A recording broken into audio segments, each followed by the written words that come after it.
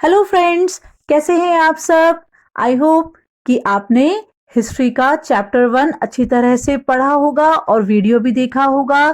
तो आज हम पढ़ने वाले हैं chapter 2 on the trail of the earliest people. जैसा कि नाम से ही समझ में आता है कि इसमें हम अर्लीस्ट पीपल यानी कि बहुत पुराने जमाने के लोग यानी कि आदि मानव के बारे में पढ़ने वाले हैं। तो इसमें हम जानेंगे कि वो किस तरह से अपना भोजन इकट्ठा करते थे और किस तरह से अपनी जीविका वो चलाते थे, क्या उनके टूल्स थे और किस तरह से वो कलरिंग करते थे, पेंटिंग करते थे। तो ऐसी बहुत सी बातें इस वीडियो में आने वाली हैं।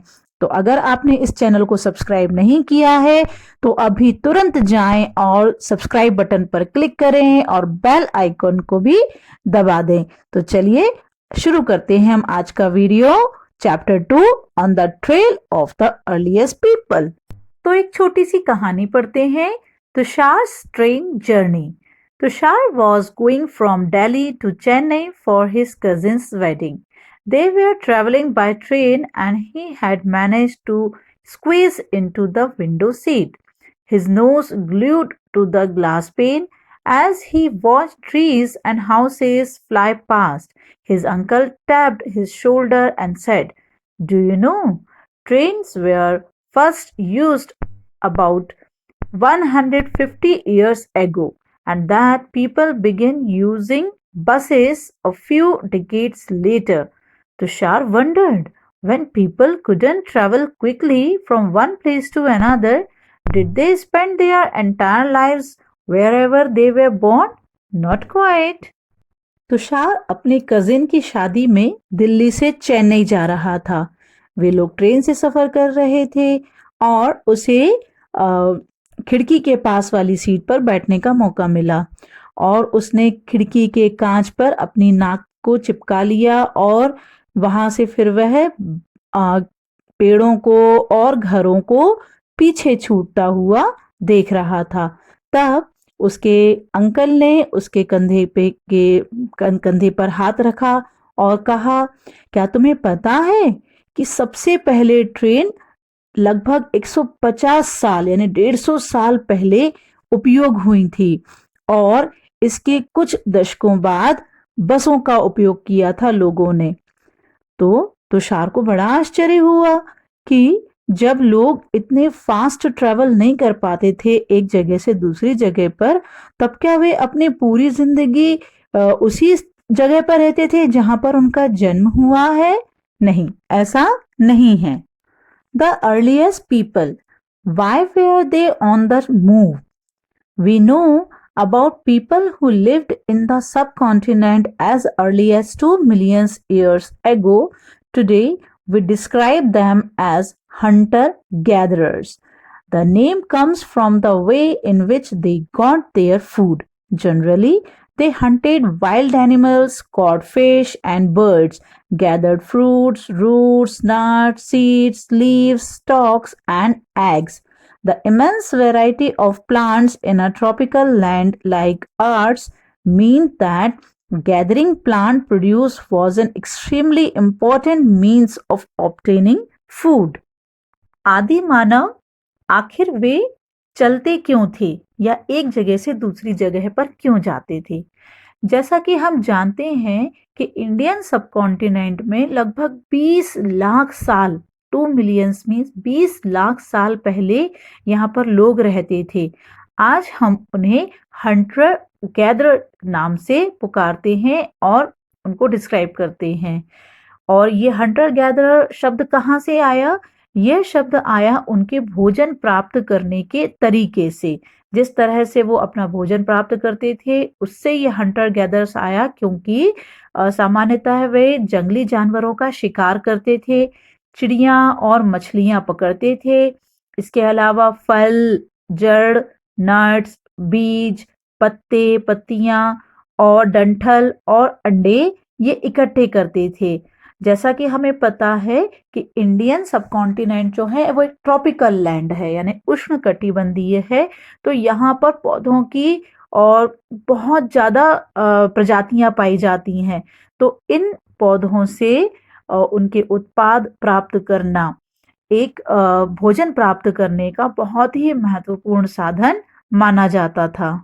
None of these things was easy to do. There are several animals that run faster than us. Many are stronger.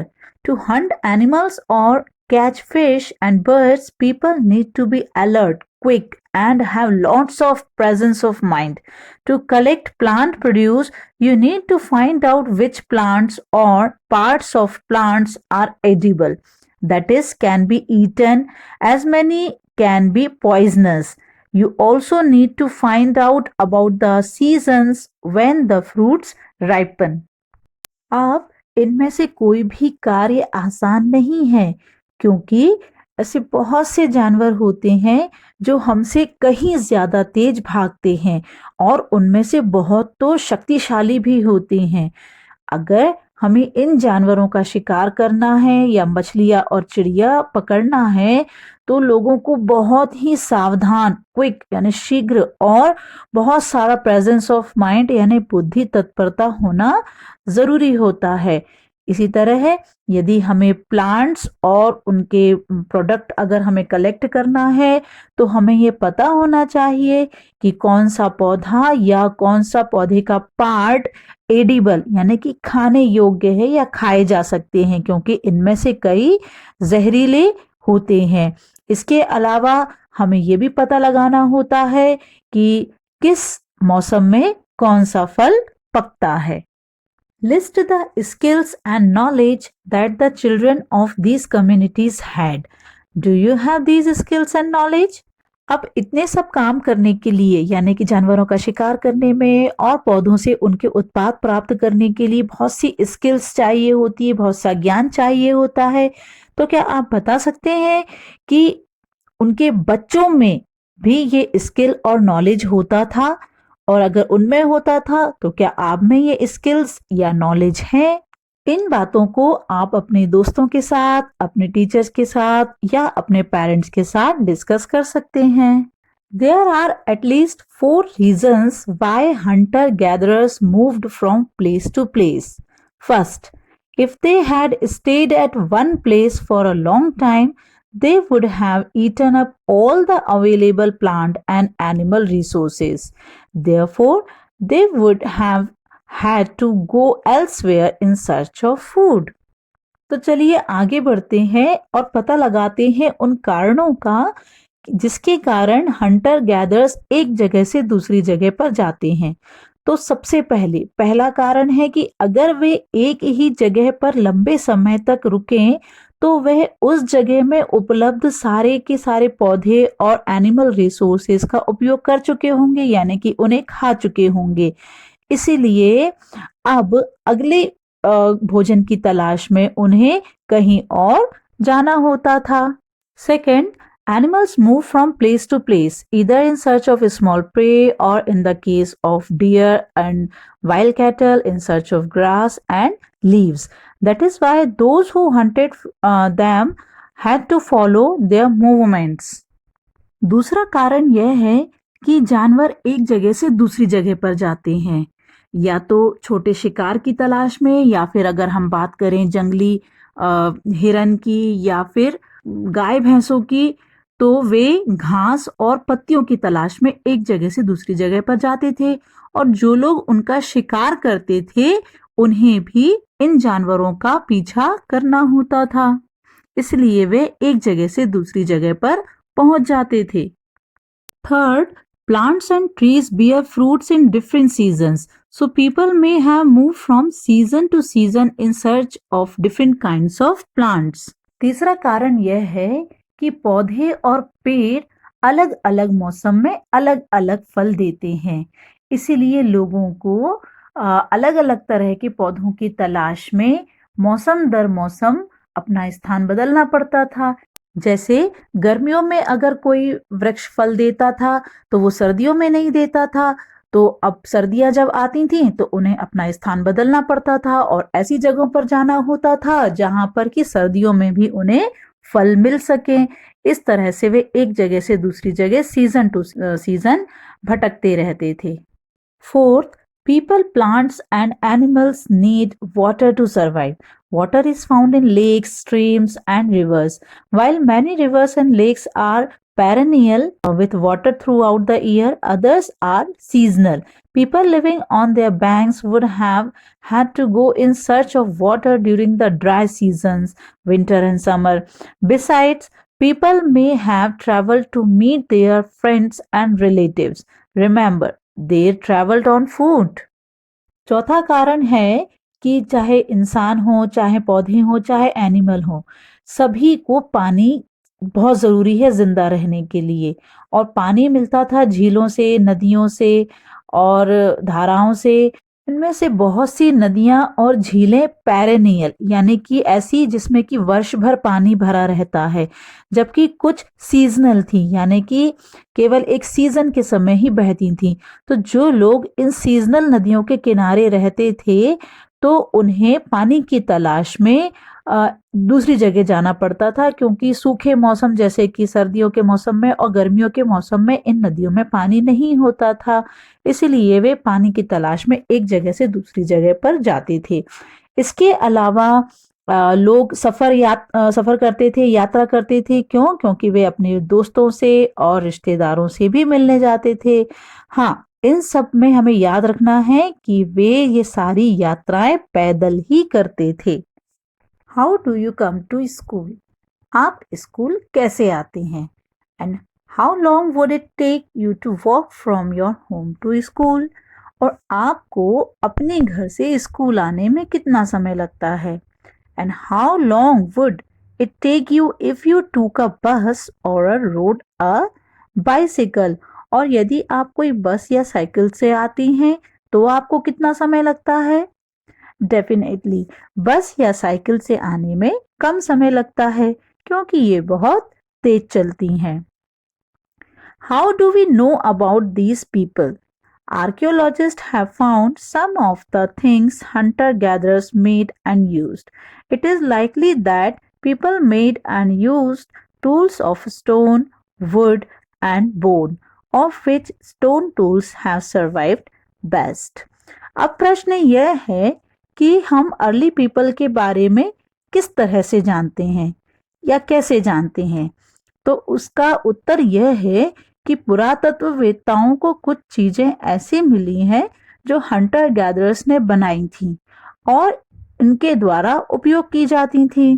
पुराने समय में लोग पत्थर, लकड़ी और हड्डियों से टूल्स या औजार बनाते थे, जिसमें पत्थर के औजार आज भी सुरक्षित हैं। इस पिक्चर में आपको कुछ पत्थर दिखाई दे रहे हैं, कुछ बड़े हैं, कुछ छोटे हैं। ये एक्चुअली बहुत समय पहले उपयोग किए जाने वाले औजार हैं, जो कि हजारों वर्ष पहले बनाए गए थे। इनमें से कुछ प्राकृतिक रूप से पाए जाने वाले पत्थर हैं, जो एज इट इज औजार के रूप में उपयोग किए जाते थे। क्या आप बता सकते हैं कि ये औजार किस काम आते हैं? चलिए आगे देखते हैं। Some uses of stone tools are given below. Make a list of what these tools were used for and try and decide which of these tasks could be performed using a natural pebble. Give reasons for your answers. तो in stone tools के कुछ उपयोग अभी हम बताने जा रहे हैं। आपको भी एक लिस्ट बनाना है जिसमें कि आप बताएं कि इन टूल्स का उपयोग किस तरह से किया जाता होगा। ओके और जो नेचुरल पेबल्स या नेचुरल तरीके से पत्थर जो प्राकृतिक रूप से पाए जाते हैं, उनसे वो लोग क्या काम करते हैं, और आप अपना रीजन भी बता सकते हैं कि ऐसा वो क्यों करते थे। Some of these stone tools were used to cut meat and bone, scrap bark from trees and hides, animal skins, chop fruit and roots. Some may have been attached to handles of bone or wood to make spears and arrows for hunting. Other tools were used to chop wood, which was used as firewood. Wood was also used to make huts and tools. इनमें से कुछ औजार मांस और हड्डियों को काटने, पेड़ों की छाल छीलने, जानवरों की खाल उतारने, फलों और जड़ों को काटने में काम आते थे। कुछ औजारों को हड्डी या लकड़ी के हैंडल में बांधकर उन्हें शिकार के लिए भाले या तीर की तरह उपयोग किया जाता था। अन्य औजारों को भी लकड़ी काटने के लिए उपयोग किया जाता था और लकड़ी आग जलाने के काम में आती थी। लकड़ी झोपड़ी और दूसरे औजार बनाने के काम भी आती थी। तो इस तरह से टूल्स बहुत काम आते थे। अब एक पिक्चर में हम देखते हैं, इसमें जो टूल दिखाया गया है ये जमीन खोदने के काम आता था। और जमीन क्यों खोदते थे? ताकि पेड़ों से एडिबल रूट्स यानी कि जो उनकी खाने वाली जड़ें हैं, ताकि उनको खोद कर निकाला जा सके। और एक और टूल यहाँ पर है, इसमें ये टूल जानवरों की खाल से कपड़ा सिलने के काम में आता था। Choosing a place to live in. Look at map 2 below. All the places marked with red triangles are sites from which archaeologists have found evidence of hunter-gatherers. Hunter-gatherers lived in many more places. Only some are shown on the map. Many sites were located near sources of water, such as rivers and lakes.